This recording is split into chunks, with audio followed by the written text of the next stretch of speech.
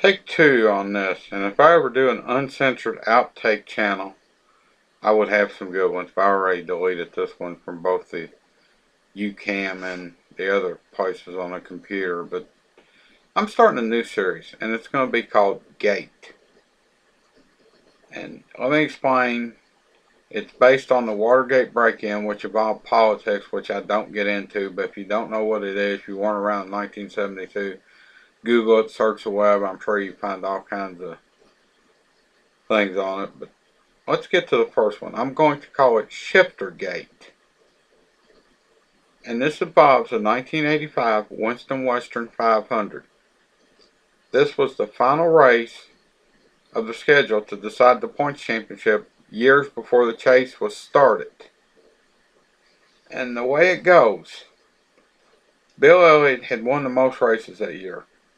Darrell Waltrip was running his mouth most of the years, he often did in them days, and frankly got inside Elliott and his small team's head.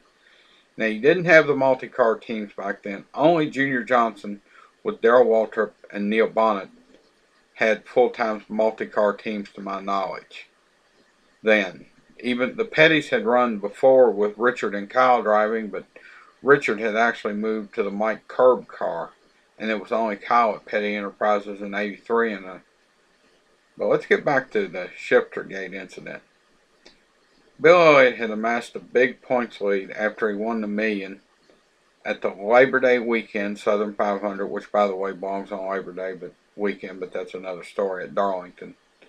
But then Elliott started having problems, falling out of races, had bad finishes, and Waltrip was doing okay. And Waltrip liked to run his mouth about winning the most races and not winning the championship. Well, it actually backfired on him that year.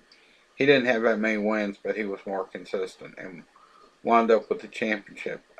As they got down to Riverside, California, Bill Elliott needed a strong finish with Waltrip having problems to win the championship.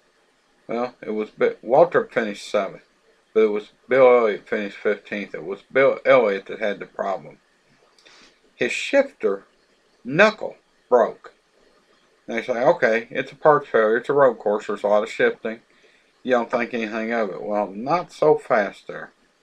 Bill Elliott's PR type, and I can't remember her name, mentioned on the broadcast that it was ironic coincidence the part was made in Waltrip's adopted hometown of Franklin, Tennessee.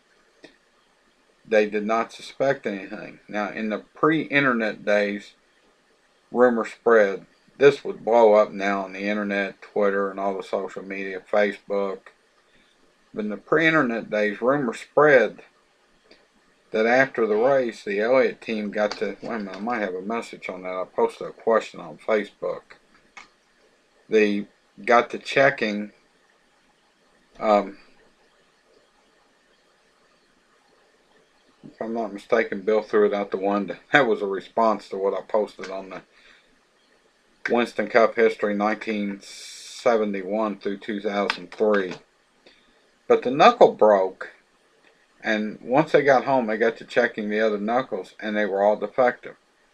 Now, this has never been confirmed. They were deliberately shipped a bad batch of parts, but it makes you wonder, but how would it blow up now? This is going to be the first in, I know of one more I'm going to do in this series, and probably do some research and probably have some others. I'm usually only do videos on Saturday, Sunday, Monday due to work schedule, but I may do one more tonight in this series. And what gave me the idea was watching the Michigan race today and Jimmy Johnson having shifter problems. So this is what gave me the idea.